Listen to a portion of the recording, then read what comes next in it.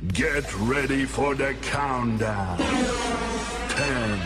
9, 8, 7, 6, 5, 4, 3, 2, 1, 0.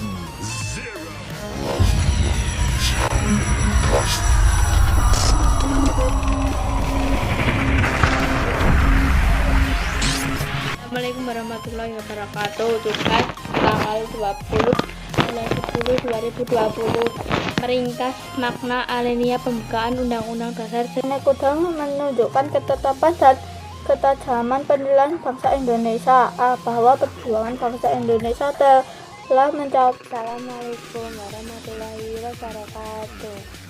Halo teman-teman, di sini kita akan mempelajari dan membaca ringkasan yang telah saya buat. Tugas daring PPKN kelas 8G tanggal 20 Oktober 2020. Makna alinea pembukaan UUD NRI tahun 1945. Assalamualaikum warahmatullahi wabarakatuh. Perkenalkan, nama saya Satya Sukaratu, nomor absen 29, kelas 8E. Kita ketahui bahwa di dalam Undang-Undang ke-1 bahwa sesungguhnya kemerdekaan itu adalah hak setiap bangsa dan manusia itu. Makna alinea pembukaan UUD Negara Republik Indonesia tahun 1945. Tugas daring PPKN tanggal 20 Oktober 2020. Rangkuman tentang makna alinea. Oke, dan sebelumnya assalamualaikum warahmatullahi wabarakatuh. Ya, jumpa lagi dengan saya ya. Sini kemarin kita udah mempelajari tentang alinea pembukaan Undang-Undang Dasar ya. Dan sekarang coba kalian buka halaman 36. Ya, kita masuk ke dalam kedudukan dan fungsi Undang-Undang Dasar Negara Republik Indonesia tahun 1945. Yang pertama coba ya, di kelas 7 pasti kalian sudah mempelajari ini dah, tapi sekarang kita tinggal pengulang lagi ya. Latar belakang pembuatan Undang-Undang Dasar bagi negara yang satu berbeda dengan negara yang lain. Hal ini disebabkan karena beberapa hal, antara lain sejarah yang dialami bangsa yang bersangkutan, cara memperoleh kemerdekaan bangsanya, situasi dan kondisi pada saat menjelang kemerdekaan bangsanya, dan lain sebagainya ya.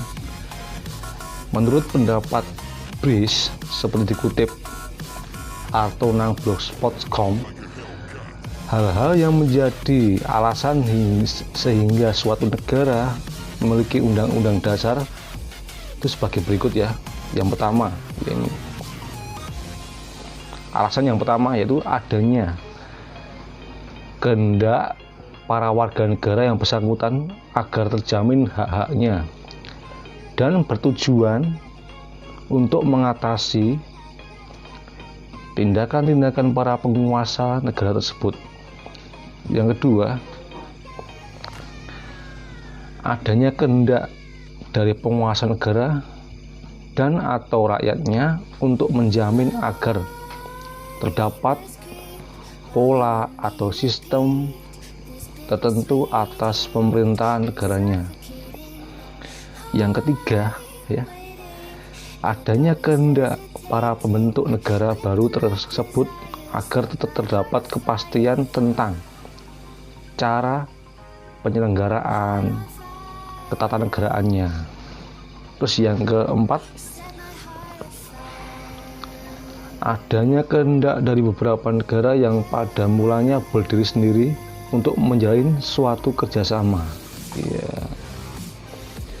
Berdasarkan pendapat BRIS tersebut di atas ya, motivasi adanya Undang-Undang Negara Republik Indonesia yang sekarang lebih dikenal dengan Undang-Undang Dasar Negara Republik Indonesia tahun 1945 adalah adanya kehendak para pembentuk Negara Kesatuan Republik Indonesia setelah Proklamasi Kemerdekaan Republik Indonesia, tepatnya pada tanggal 18 Agustus 1945.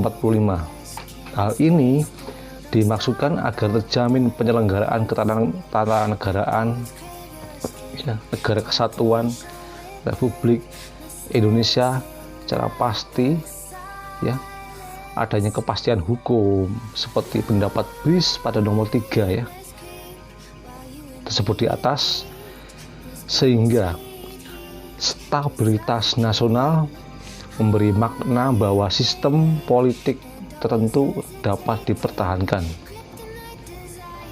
yaitu sistem politik menurut Undang-Undang Negara Kesatuan Republik Indonesia tahun 1945. Ya, kita lihat lagi ya ke bawah ya. Kalian mungkin pernah mendengar kata konstitusi ya. Apa sih konstitusi itu? Apakah ada hubungannya dengan Undang-Undang Dasar? Dan kalian pasti juga mendengar tentang salah satu lembaga negara, yaitu Mahkamah Konstitusi. Ya, ini ya. Biasanya kalau konstitusi itu sebuah sistem ya, konstitusi gitu kan. Ya. Dan di sini konstitusi di sini menurut beberapa ahli memiliki arti yang lebih luas daripada Undang-Undang Dasar. Hanya sebagian dari konstitusi, yaitu konstitusi tertulis ya, berarti bermakna tertulis. Negara Kesatuan Republik Indonesia sangatlah beruntung karena sekarang sejak tanggal 18 Agustus 45 sudah memiliki Undang-Undang Dasar Negara Republik Indonesia ya. Tahun 45 sebagai hukum dasar tertulis ya, sebagai hukum dasar tertulis itu ya. Kalian ingat sebagai hukum dasar tertulis. Ya, karena besok ini juga pasti keluar di dalam soal pilihan ganda ya. Biasanya di dalam soal pilihan ganda gini ya, tanggal berapa ya, itu sistem hukumnya apa, tanggal 18 Agustus 45 tertulis, lisan kalian jawab yang tertulis gitu kan biasanya kan. Dan Undang-Undang Dasar Negara Republik Indonesia tahun 1945 merupakan norma hukum tertinggi ya, norma hukum tertinggi dalam sistem ketatanegaraan Republik Indonesia yang dijadikan dasar untuk penyusunan ya, peraturan perundang-undangan. Kita ke bawah. Undang-Undang Dasar Negara Republik Indonesia tahun 45 merupakan sebagian dari hukum dasar, yaitu hukum dasar tertulis ya. Jadi Undang-Undang Dasar Negara Kesatuan Republik Indonesia bukanlah satu-satunya hukum dasar ya. Di samping hukum dasar tertulis, masih ada hukum dasar yang tidak tertulis. Yaitu apa anak-anak? Yaitu aturan-aturan yang timbul dan terpelihara dalam praktek penyelenggaraan negara meskipun tidak tertulis ya. Hukum dasar tidak tertulis biasanya ya disebut konvensi ya. Hukum dasar yang tidak tertulis biasanya disebut konvensi. Jadi konvensi itu biasanya hukum dasar yang tidak tertulis. Ini perlu dicatat ya. Konvensi itu apa? Hukum dasar yang tidak tertulis. Kalian paham juga ya, karena ini juga besok juga keluar dalam ujian juga ya. Entah itu di kelas 3 besok ya, kelas 12 besok, atau di ujian akhir besok, atau di ujian semester 1 besok ya, pasti keluar juga ini soal ini kan. Nah, konvensi ini ya. Ya. Terus salah satu contoh dari konvensi ya, ini contohnya ya, yaitu adalah pidato kenegaraan ya. Ya.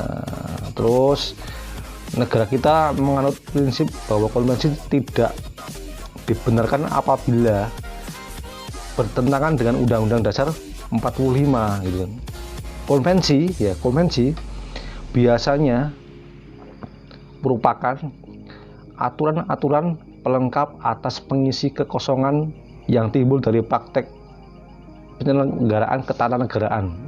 Itu konvensi ya itu ya. Sebagai hukum dasar Undang-Undang Dasar Negara Republik Indonesia tahun 45 itu berkedudukan sebagai sumber hukum dan merupakan hukum dasar yang menempati kedudukan yang tertinggi. Nah, gitu kan, masih tertinggi ya. Langsung kita ke bawah aja ya. Nah, ini lebih jelasnya sistematika ya, sistematika Undang-Undang Dasar Negara Republik Indonesia tahun 45 tergambar sebagai berikut ya. Ini kalian lihat ya, yang pertama ada pembukaan yang kemarin kalian ringkas kemarin, pembukaan yaitu terdiri dari atas 4 alinea ya. Yang kedua pasal-pasal ya. Pertama sebelum diubah 16 bab, setelah diubah menjadi 21 bab. Terus sebelum diubah terdiri dari 37 pasal, setelah diubah menjadi 73 pasal. Sebelum diubah terdiri dari 49 ayat, setelah diubah menjadi 170 ayat. Terus bawahnya lagi sebelum diubah terdiri dari 4 pasal aturan peralihan, setelah diubah menjadi 3 pasal ya aturan peralihan. Terus 2 ayat aturan tambahan berubah menjadi 2 pasal aturan tambahan juga ya. Jadi sistematikanya ini kalian pahami lagi ya, biar bisa teringat selalu ya. Kalian pahami dan kalian pelajari sistematika ini ya, karena ini sangat berguna ya untuk jangka waktu yang lama, entah itu untuk melamar pekerjaan atau yang lain. Pasti ini juga akan penting sekali ya, sistematika ini kalian pahami lagi lebih jelas lagi ya. Terus kita masuk yang kedua ya, itu tentang sifat dan fungsi Undang-Undang Dasar Negara Republik Indonesia tahun 45. Sifat dan fungsinya kita lihat. Sifat konstitusi dikelompokkan diantaranya konstitusi tertulis, konstitusi tidak tertulis ya, serta konstitusi fleksibel atau rigid ya. Suatu konstitusi disebut tertulis apabila konstitusi itu tertulis dalam suatu naskah yang telah diratifikasi oleh lembaga legislatif. Konstitusi tidak tertulis yaitu konstitusi yang tidak tertulis dalam suatu naskah. Misalnya di Inggris konstitusinya dikatakan tidak tertulis karena tidak ditulis dalam satu naskah ya, tetapi terdapat dalam beberapa undang-undang seperti Magna Carta dan Bill of Rights ya, konstitusi yang dikatakan fleksibel atau luas ya. Maksudnya bisa dibawa kemana-mana, fleksibel, luas ya. Jadi aturannya itu tidak mengikat tapi bisa kemana-mana. Atau rigid itu kebalikan dari fleksibel ya, atau kaku, dapat ditinjau dari 2 sudut pandang ya, sebagai berikut. Kita lihat. Yang pertama, dilihat dari cara mengubah undang-undang dasar. Suatu undang-undang dasar dikatakan fleksibel atau luas jika cara mengubah undang-undang dasar tidak sulit atau tidak memerlukan cara-cara yang istimewa. Tetapi jika cara mengubahnya itu memerlukan cara yang tidak mudah ya, jadi itu undang-undang dikatakan sebagai rigid atau kaku tadi kan. Jadi, terus konstitusi atau undang-undang dasar yang mudah diubah ya, yang mudah diubah dan mampu mengikuti perkembangan zaman, biasanya hanya memuat aturan pokok, hanya memuat garis-garis besar sebagai instruksi kepada pemerintah pusat ya, dan penyelenggara negara lainnya untuk menyelenggarakan kehidupan bernegara. Hukum dasar yang memuat aturan-aturan pokok saja menyerahkan aturan-aturan yang menyelenggarakan aturan pokok itu kepada undang-undang yang lebih mudah caranya membuat ya, mengubah dan mencabutnya. Dari pemaparan di atas ya, Undang-Undang Dasar Negara Republik Indonesia tahun 1945 memiliki sifat berikut. Yang pertama apa? Tertulis ya. Tertulis itu apa? Jelas ya, rumusannya harus jelas. Merupakan hukum yang mengikat pemerintah ya sebagai penyelenggara negara maupun mengikat bagi setiap warga negaranya.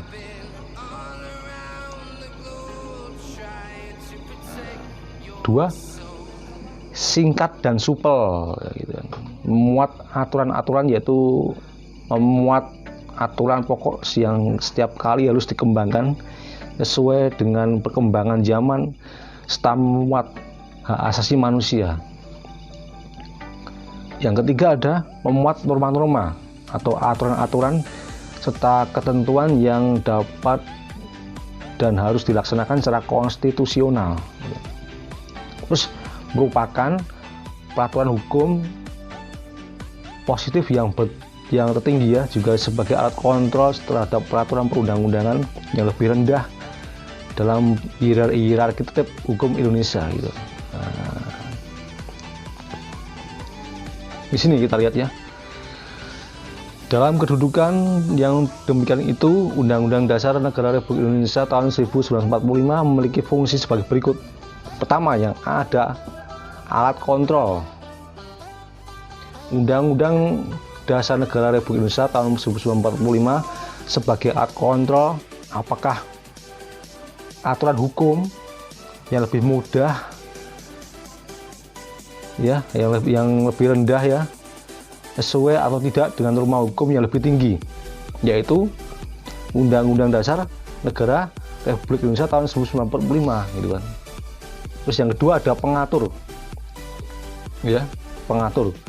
Undang-Undang Dasar Negara Republik Indonesia tahun 1945 juga berperan sebagai pengatur ya, bagaimana kekuasaan negara disusun, dibagi dan dilaksanakan kan. Terus yang C ada penentu ya. Jadi Undang-Undang Dasar Negara itu juga berfungsi sebagai penentu hak dan kewajiban negaranya, yaitu aparat negara dan warga negaranya ya. Mungkin itu saja ya. Besok kita lanjut yang C ini. Dan untuk tugasnya ya, coba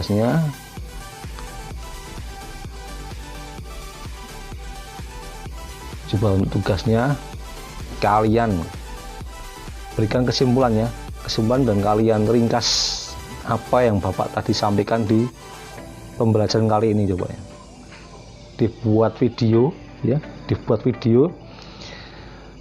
video ya, dan nanti dikirim lewat WA saya, nanti saya nilai ya. Diusahakan secepatnya dikirim ya lewat WA saya, diringkas ya, membuat ringkasan dan kesimpulan dari materi yang Bapak sampaikan tadi ya. Sekian dari saya ya. Assalamualaikum warahmatullahi wabarakatuh. Selamat semuanya dan tetap semangat, dan jangan lupa berdoa dan semangat menjalani kehidupan kalian ya. Selamat. Sampai jumpa lagi di pertemuan berikutnya.